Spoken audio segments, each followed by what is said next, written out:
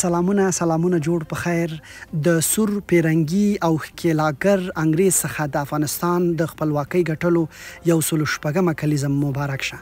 په همدې پار زه خپل باغ ته راښکته شوم. ما ویل ځینې طبیعي منظرې به هم در باندې وګورم او د خپل باغ میوې به هم در باندې وګورم او دغه راز د خپلواکۍ په باب به خپل نظرونه هم در سره شریک کړم. درنو ملګرو، د خپلواکۍ په باب دوه نظرونه ډیر مشهور دي او تاریخونو راخیستي.